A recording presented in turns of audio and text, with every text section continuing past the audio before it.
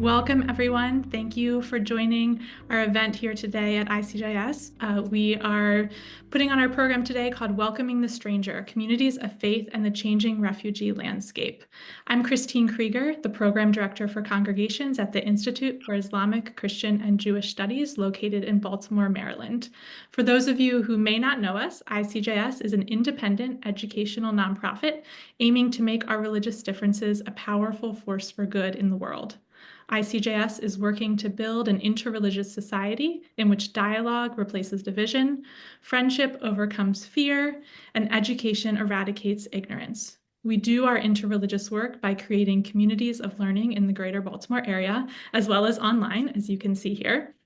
Founded in 1987, ICJS has worked for nearly 4 decades on public-facing scholarship and relationship-focused educational programs where people who believe differently can learn together. For more information about ICJS, please visit our website at icjs.org. If you have questions throughout our conversation today, please use the chat function to send them to the person marked Submit Questions here. There is an actual person at the other end who will then relay those questions to us. So we will collect those questions throughout the presentation. So you can put in a question in 1 minute or in 30 or in 45, whichever you choose. And we'll try to get to as many of those questions as possible. And so now it is my pleasure to introduce our guest today, Kristen Peck. She is the Chief Executive Officer of Lutheran Social Services of the National Capital Area, or LSSNCA. Since joining LSSNCA in 2020, Kristen has quadrupled its revenue and tripled its staff. She has led the LSNCA's response to the largest humanitarian crisis in a generation, providing refugee resettlement services to 4,500 Afghan allies in the DC metro area in fiscal year 2022. She currently serves as the Vice Chair of the Refugee Council USA Board of Directors. Kristen has testified before Congress on protection needs for unaccompanied children, as well as submitting testimony for congressional hearings. She has served on several delegations to identify protection needs of refugees, asylum seekers, victims of human trafficking, and women and unaccompanied children in Central America, the Caribbean, Southeast Asia, and the Middle East. Kristen was the recipient of the 2023 Innovation in Social Work Award from the University of Maryland, and LSSNCA was the 2022 recipient of Lutheran Services in America's MICA Award for its work advancing equity and justice. Today, Kristen and I will discuss the evolving policies surrounding refugee services and will explore the vital role of faith communities in this work, including how congregations can offer support at various levels and what it means to engage in this work through a religious lens. So welcome, Kristen, and thank you so much for joining us. Thanks so much for having me, Christine. So we'll get started with some of the basics. So to start us off, could you tell me a little bit about the work of LSSNCA? LSSNCA has accompanied those in need throughout Maryland, Virginia, and Washington, D.C. since 1917. Our mission is to foster resiliency, self-sufficiency, and access to opportunities, and we do that in collaboration with community. And we provide case management, wellness services, legal services, and workforce development, largely to refugees and others who have been forcibly displaced from their homes. We also provide foster care to unaccompanied children who are seeking protection from persecution and violence. And over the past 4 years, we've served approximately 3,500 people a year from 46 different countries throughout our 9 offices in Maryland, DC, and Virginia. And our closest office to you is our office in Arbutus, Maryland, in Baltimore County. Wonderful. Thank you so much. I know we have a lot of folks. I see some familiar names from the Baltimore area, but folks all across the country too. So there are lots of people closer to you in DC and a lot of people in Baltimore and all really from all over. So obviously a lot has happened in the last few months. That might be our understatement of the year here, but a lot has happened politically. As the political landscape has changed, how has that affected the refugee families we're welcoming into our communities? Thanks, Christine. And yes, that would be an understatement. Immediately on January 20th, among many of the executive orders that were released was one that suspended the US refugee admissions program. And this is a program that has really been a stalwart of American democracy throughout Democratic and Republican administrations for 45 years. And within that week, we also received a stop work order from the Department of State, which severely curtailed our ability to provide essential services to 369 people who had already arrived through this program. And so, although we had anticipated the potential for the program to be suspended for new arrivals, what we hadn't planned for was for funds and services to be cut off for people who had already arrived. So as a result, hundreds of refugees in the DC metro area, 75% of whom are Afghan allies who receive a special visa because of their support and assistance to US missions in Afghanistan, which put them at risk in Afghanistan, are at risk of food insecurity and homelessness. These funds allow us to provide some rental support while folks are transitioning to a new community. They allow us to provide for basic needs like food, and they allow us to provide case management to help folks enroll in public benefits. So as a result of that stop work order, we had to immediately lay off 42 people, primarily case managers who were working with those families. This was all made more difficult as the administration then froze $3.7 million of reimbursements due to us for work that we had already performed. And so that has made the past 2 months quite challenging.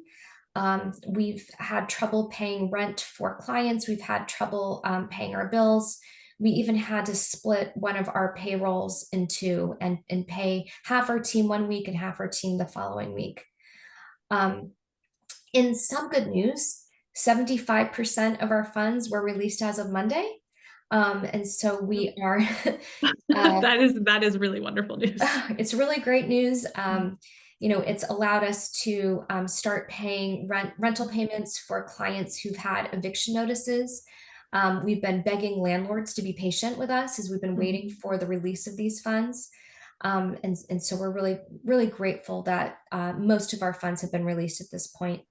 And just to clarify, the funding structure of our agreements with the federal government require us to incur expenses upfront and then file for reimbursement. And so these payment delays were all for work already performed, for payments already made by the organization or commitments for payment. So at this point, we've had to lay off 75 members of our team and furlough 7 more, given the delayed payments and the stop work order. And while this reimbursement of nearly $3 million is a step towards stabilizing our operations, outstanding payments remain. And in addition, the State Department had terminated, they hadn't just stopped work, but then they followed up and terminated all agreements with resettlement agencies in February. And so families and individuals who recently arrived throughout the United States remain in really difficult circumstances. And I just want to highlight again, supporting refugees in resettlement and rebuilding their lives has always been a partnership between organizations like LSSNCA, the community at large, and the federal government. And this has been throughout Republican and Democratic administrations. It's always been celebrated in a bipartisan way. And so we are concerned that our country's legacy of welcome is at risk. Thank you so much for telling us that. That sounds, I mean, incredibly difficult, and the fact that you're still functioning enough to support these families is really incredible. So thank you for continuing with the work. As a result of these cuts, how is LSSNCA engaging faith communities in response to fill the gaps in this moment? Yeah, I'll say we would not have survived these past 2 months without faith communities. We've had a long tradition of engaging faith communities in the work of welcome. We've leveraged our long-standing private sponsorship program. It's called Good Neighbor Partners and Champions, to support the recently arrived families who are now without case management and financial support. And through this private sponsorship model, congregations and community groups and multi-faith coalitions who sign up work together to support rental payments for newly arriving families and help with things like English language practice, resume writing, practicing for interviews for new jobs. And so the goal for our private sponsorship program is one to help support our new neighbors, but also for them to develop a friendship that will last long beyond their transition to a new community. We've also seen volunteer inquiries increase threefold, and our team is working really hard to screen and do background checks and connect volunteers and sponsors to our new neighbors in need. And we've also had congregations and communities of faith host town halls and educational sessions and fundraisers to help get the word out and to clarify misinformation and also to drive support. And we are always happy to support such events. Wonderful, thank you. Is there any particular piece of misinformation that you think is the most rampant right now that you would want people to make sure that they're clarifying? Yeah, I think there's a lot of misinformation about the U.S. refugee admissions program. And the U.S. refugee admissions program it's not new. It wasn't introduced in the last administration. It actually started in 1980 with the signing of the Refugee Act. And under the U.S. refugee admissions program, actually, former President Reagan admitted the highest number of refugees out of any administration. So I think that helps clarify for folks who think it might be partisan. It's actually been bipartisan throughout its history. And it's a program that recognizes our commitment as a democracy and a global leader, and as a country that was founded on welcoming people who were persecuted because of their religious beliefs, or because of their political beliefs, or their race, or their ethnicity, or their social class. And that we believe that people who are in life or death situations should be able to move and seek safety, and we welcome them here on our shores. And so this is a program that welcomes people who've been through this legal process of being screened and vetted by multiple federal law enforcement organizations before they even arrive to the US. And they arrive with refugee status, which is a legal status. And it allows them to seek long-term permanency in this country. Thank you. I think often people are so resistant to hearing anything different from what they think now, that to be able to have that information and that talking point is really helpful as folks in this space right now are able to go back out to their communities. So thank you for that. So we see it in the name, Lutheran Social Services. How has religion shaped the mission and values of your work? My family moved a lot when I was a kid. By the time I was 18, I had lived in California, New Jersey, Texas, Maryland, and Florida, very different areas of the country. And I was raised Christian, and my parents were less concerned about the denomination when selecting a church for our family. They were more concerned with finding congregations that demonstrate faith in action and that were really involved in making our community a better place. And when we moved to Maryland, we joined a Unitarian Universalist congregation. That was the congregation they chose, and those values have really shaped me. And they're very much aligned with many faiths, including the Lutheran faith. Unitarian Universalists believe we are all inextricably linked, that we have a responsibility to care for one another. We believe in the inherent dignity of every human person, and in a responsibility to advance peace and justice, and with compassion and integrity. And these values are in alignment, again, with Lutheran values and many faith traditions. Our values at LSSNCA are our shared belief in the inherent dignity of every person. They are collaborating with integrity and accountability and advancing justice. And I'd say also, the work that we do at LSSNCA is social work. It is faith in action. And although we were developed by 7 Lutheran congregations and are inspired by the Lutheran faith tradition, our team is incredibly diverse. We are a multi-faith team. We serve diverse populations, and we are really ecumenical in our approach. We work with many different faith traditions in our communities to advance the work of welcome. Thank you for that insight into you and a little bit of your personal story. I really love this idea of faith in action, and I think so many of the people who we work with at ICJS feel the same way, that we have our faith and we bring our faith and our values with us everywhere we go. So how can we embrace that and use it for good? In thinking about that and in your staff, you said that your staff is interreligious and that the folks that you work with come from different backgrounds. What are interreligious considerations that practitioners who work with immigrants and refugee families should have? Yeah, that's a good question. Religion and their associated practices and customs play different roles in everybody's lives and identity.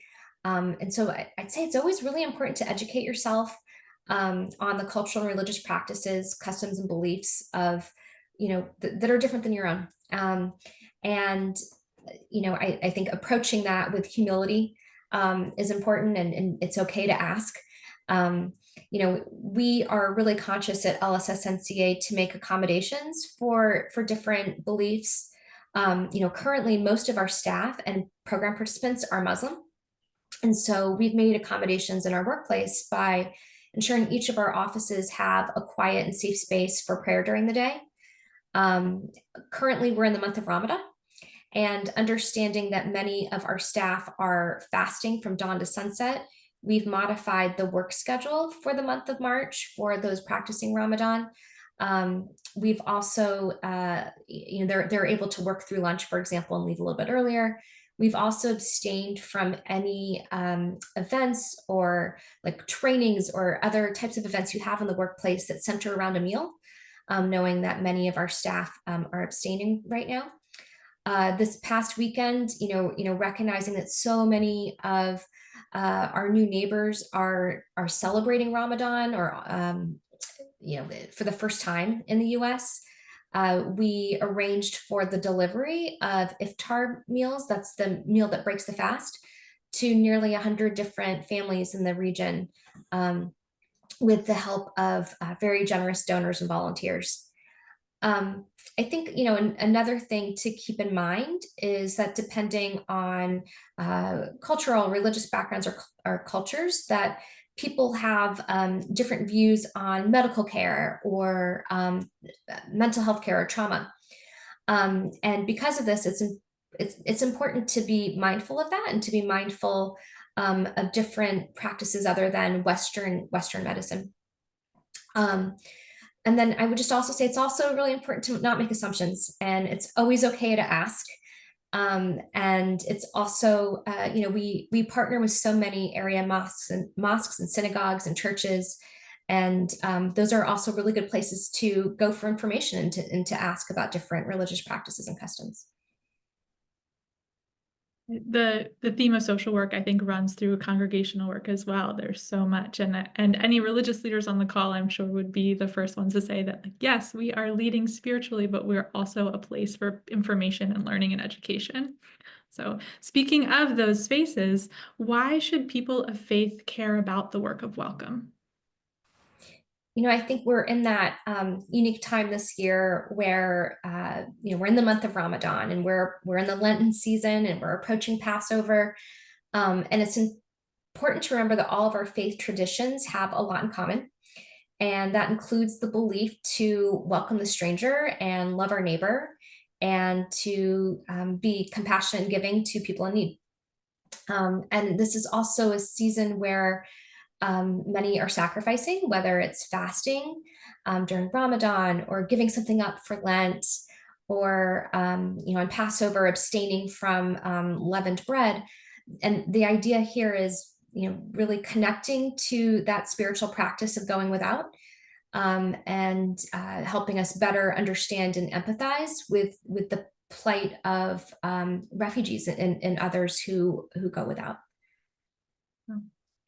Um, I also just, again, as you mentioned earlier about, asking about misinformation, I think that communities of faith are really have good platforms to educate on what scripture or their religious practice tells them about the work of welcome, or about the importance of welcoming the stranger and loving your neighbor, and the context of why that's important. And then I would just also say sharing stories.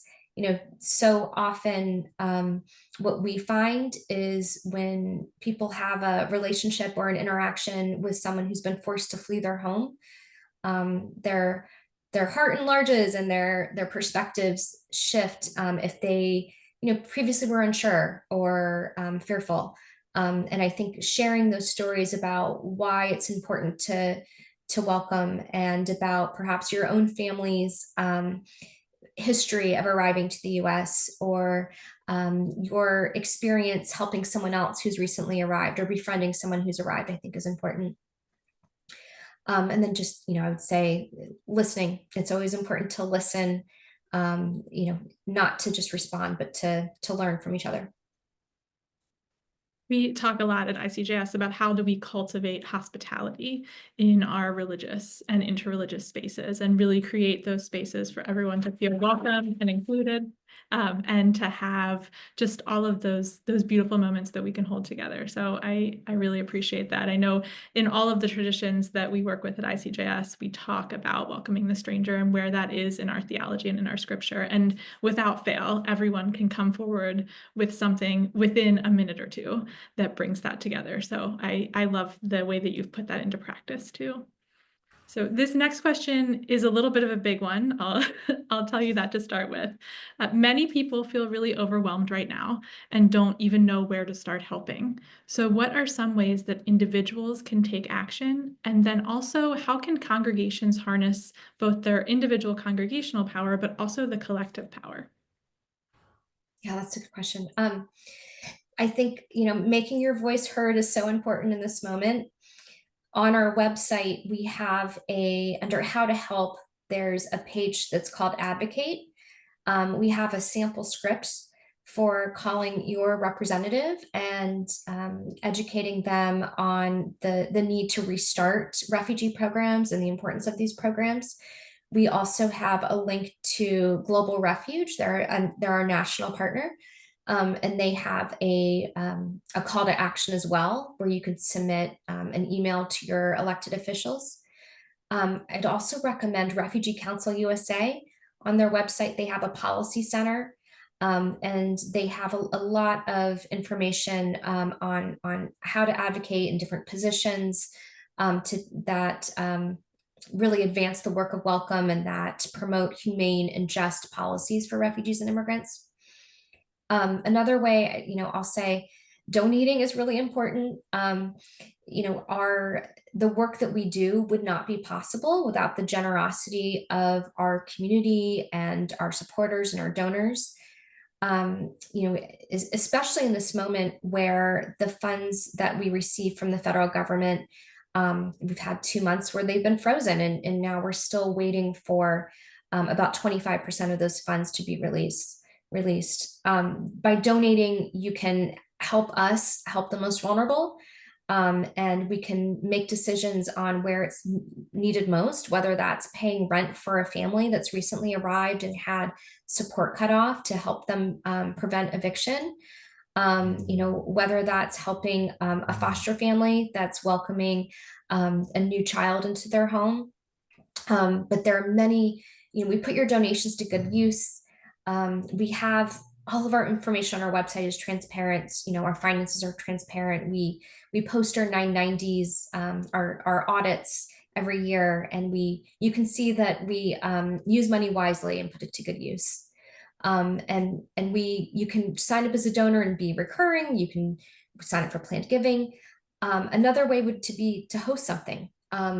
We've had people host things, in their homes, small events. I'm happy to attend those, or folks from our team. We provide information on what's happening and the work that we do and the impact of recent policy decisions on refugees.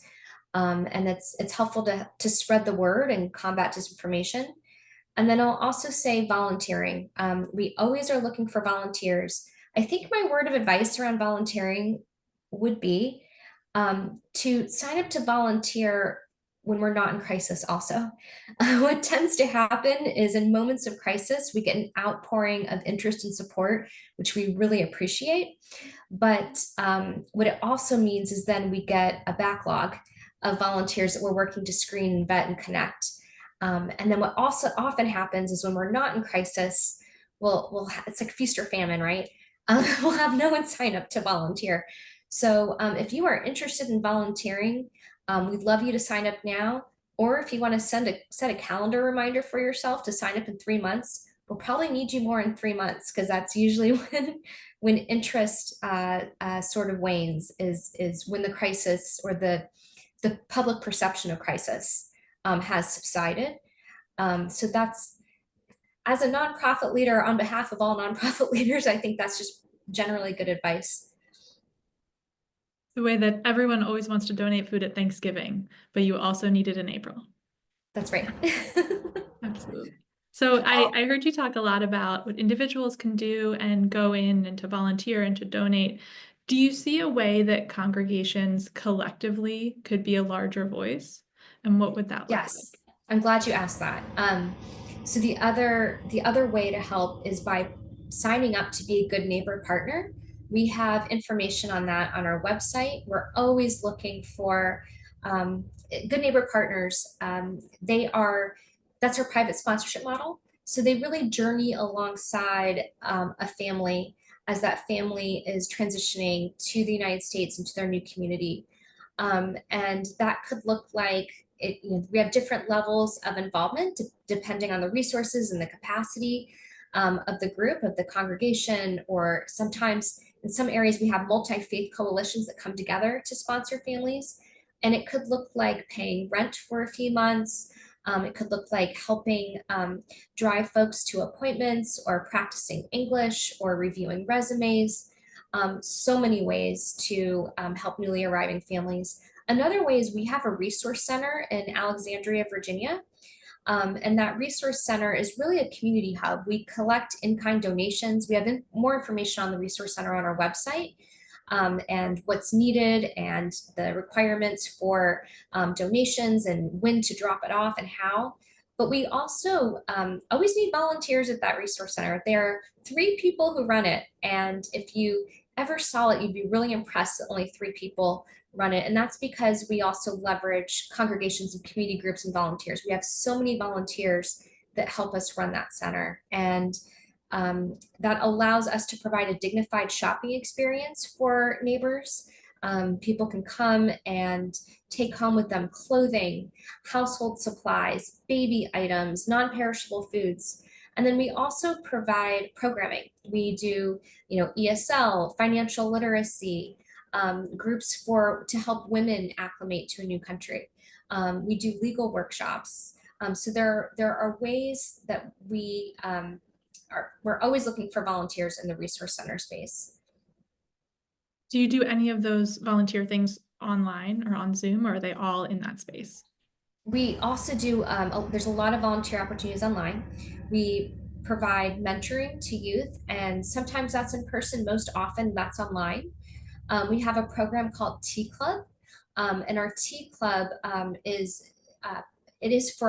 it was developed for Afghan women with the understanding that often when we were welcoming the large number of Afghan allies, um, many of the men had assisted US missions. So they had worked with the US military or US government contractors. So they had arrived with a good grasp of English and understanding of the US workplace. But often women were in the home taking care of the family and the household. And so, noticing that they often needed more support, the Tea Club allows for women in the community to connect with recently arrived Afghan women, to provide friendship and support, but to also help with skill building. So they provide English language classes. They may help with things like getting a driver's license, and other areas of adjusting to a new culture in the United States. Well, so many different options, so many different levels, and even if you're not in this area, to be able to connect to local groups where you are. So, That's which I right. guess leads me to my next question then. If you are outside of the greater Baltimore, outside of the DC metro area, how can we work to help immigrant and refugee families? Yeah, I would recommend connecting with local refugee immigrant serving organizations in your community. They are, all over the U.S. And all have their own unique programs and needs and ways to connect you with newcomers. Um, and you can find those really just by Googling in your local community. There are Lutheran social services like us all throughout the United States. And then there are also, other organizations, there are Catholic charities that often do this work, or, Church World Service, or, International Rescue Committee. So there are many different organizations that do similar work throughout the US. And we are all always looking for volunteers and congregations and faith communities to help us support the work of welcome and support our new neighbors. One thing I forgot to mention when I was talking about ways to get involved, another way is to help support our employment programs. We provide employment programs for recently arrived refugees and new neighbors. And that could be another online opportunity. And that could look like, again, reviewing a resume and helping provide feedback on that resume, or suggesting ideas of where to apply for jobs. Or it could be, before that job interview, providing some coaching and helping your new neighbor practice for that interview. Thank you so much. I want to encourage people also, please keep submitting your questions. We have a number of them already. We'd love to have even more and hear from more of you. You can go to the chat and submit them to the person marked submit questions here, and we will get those on our list. So as you're talking about this, and as we're going through this process and policy is changing and things are frozen and then unfrozen, are you seeing any hope in this situation? And if so, what is it? Yeah, I always think there's always signs of hope, and I think what I'll start with is by saying what we've seen in the communities in which we serve, and again, that's Maryland, DC, and Northern Virginia, is that our communities are welcoming. And we have seen, as I mentioned, we've had a threefold increase in people signing up to volunteer. I was at our resource center yesterday in Alexandria, Virginia, and I had never seen it so stocked with in-kind donations. We are receiving donations from folks who are writing us and thanking us for standing up for the work of welcome. And so I'll say, first sign of hope is that what we're seeing in our community is not reflective of these decisions to curtail resettlement and restrict access to the programs, and to shut down the work of welcome. What we're seeing in our communities is actually a doubling down on the work of welcome, and our community saying, no, we believe that this is our legacy as Americans, and we believe this is our this is aligned with our values of people of faith, and we believe refugees make our communities better. And we're seeing that, across the political spectrum. We're seeing, we see that this is actually not a partisan issue. And, many of our supporters, for example, are veterans who worked alongside Afghan allies, and, are really believe that it is a moral obligation to welcome them. They've supported us, and in many cases saved American lives. And so we've seen across religious spectrum, political spectrums, just a real support for refugees and immigrants. Which I think goes back to what you said earlier about building those relationships and hearing someone's story, because what happens often is I think there's a fear of the unknown, and once we get past that, and once we put a human face and a voice to what's happening, your whole perspective can change. So that's that piece about the veterans, I think, really strikes a chord in that area as well. So, That's right. thank you. So we have a number of questions from our audience here. So I'm going to get started. We will get through as many as we can, folks, and just keep them coming. If there are things that are more technical questions, we will try to answer those in follow-up emails. So please just continue to put those questions forward. Whether we get to them or not, we'll try to get you some answers. So in addition to the federal government's removal of resettlement funds, have you found other difficulties and marginalizing attitudes from religious groups or private groups in the current political climate? I will say, with honesty, we actually have not at LSSNCA. We have found that our communities are so supportive. We've had people ask really good questions. Sometimes folks are really interested in the vetting process before a refugee arrives. And so we've been able to share, refugees are vetted by 6 different federal law enforcement agencies before they arrive. And that really helps to kind of address folks' concerns about safety, for example. We've seen folks, who, are seeking more information for sure, but we have actually found that this community has been incredibly supportive. When I say this community, I mean the DC metro area, that all the areas in which we operate, we've just seen a surge of compassion and support and engagement. Mm-hmm. And for the greater Baltimore folks, I know when we talked earlier, you said that your Afghan allies who are within their 90-day resettlement period, I think 2/3 of them are in the greater Baltimore, in Maryland, correct? 2/3 across the region. Across the region. Mm-hmm. Yeah. 2/3 are Afghan allies. That's right. Just for people who are here thinking, oh, Baltimore, this work does spread into Maryland and into Baltimore as well. So what is your understanding of the future projection of the number of refugees that will be allowed in during this Trump administration? It's like the $1 million question. It's a really good question. So you may have seen yesterday, there's a New York Times article, and it was, I think, published in other areas too, or other sources too. But the judge was at Whitehead in Pacific Northwest, ruled there's an ongoing court case, and it's called Pasito versus Trump. And a number of refugee serving organizations filed a lawsuit against the administration for the stopping of the resettlement program. And yesterday there was a ruling where the judge, again, ordered the administration to reinstate the program and begin resettlement. But it was the order was somewhat narrowly defined, and it was for people who had been vetted and approved pre January 20th. So it did allow for restrictions for people who have not yet been vetted and approved. We have not yet received any operational guidelines on this. And I think, the question is, what does compliance look like? Presumably, given this order, we may see refugees who had their flights canceled on January 22nd after the executive order that suspended resettlement. We may see them arrive.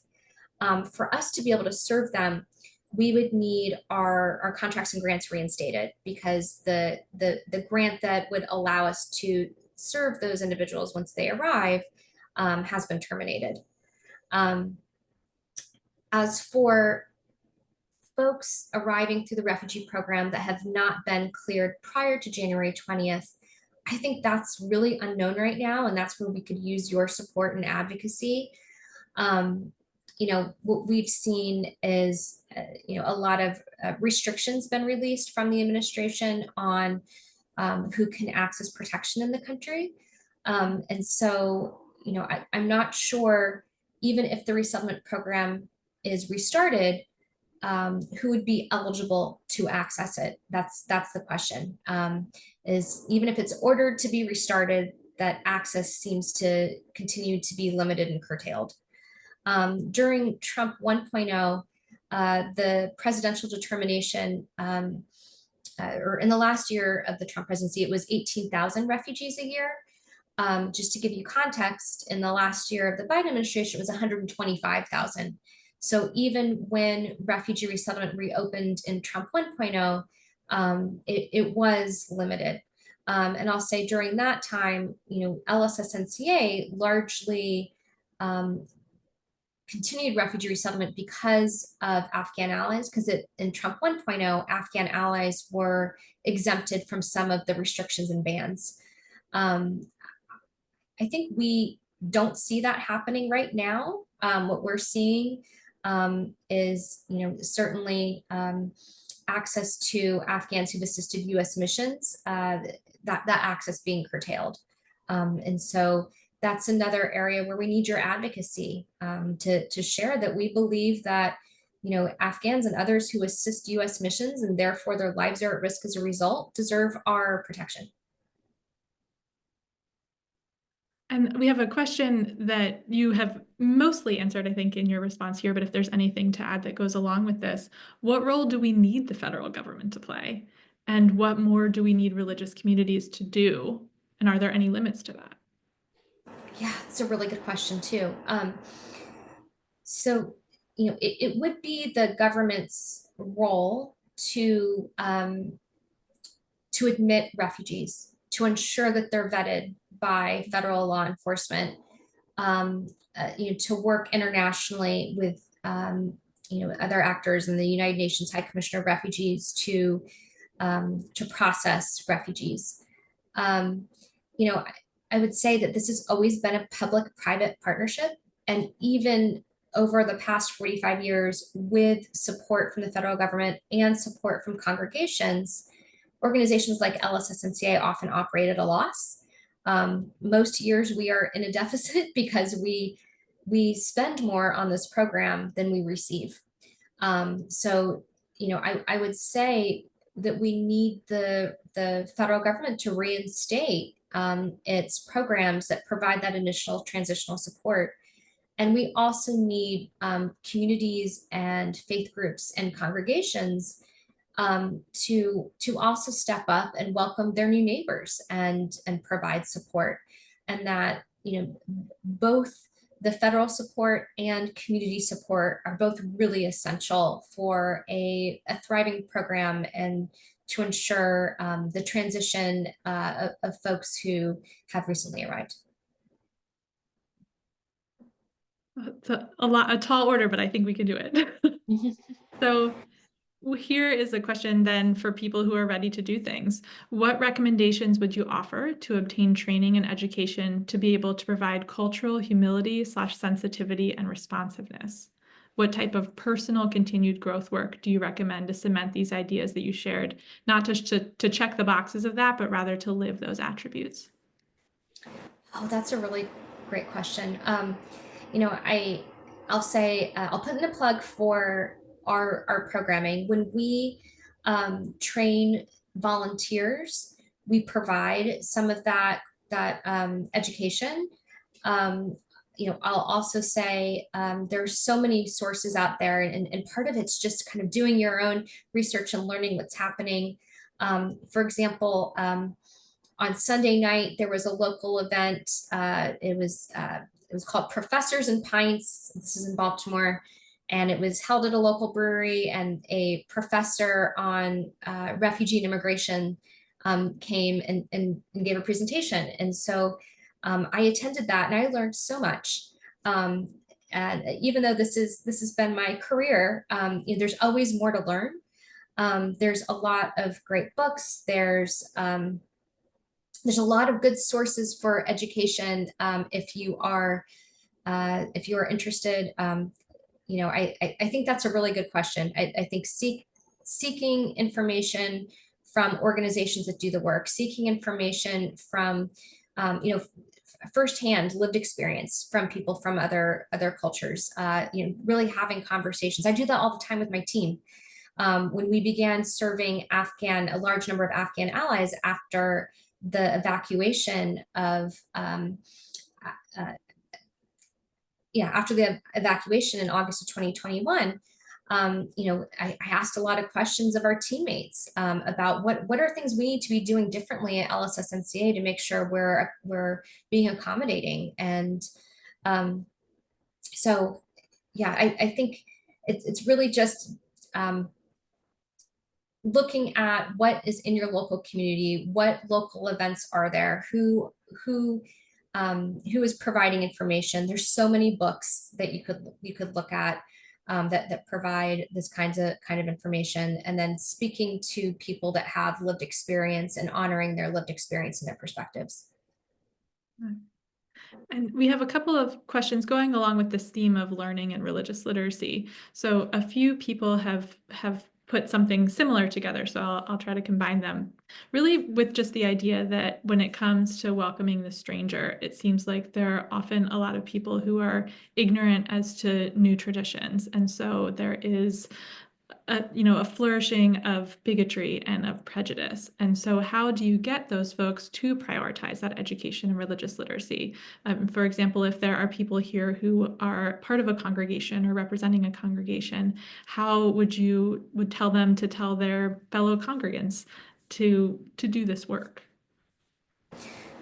That's a great question. We have a chief development officer. I'm going to call her out right now. Her name is Christine Dunn, and she is a Lutheran pastor in addition to being our chief development officer. And, you know, I'll say one thing that we do. She often on Sundays guest preaches at different congregations about the work of welcome.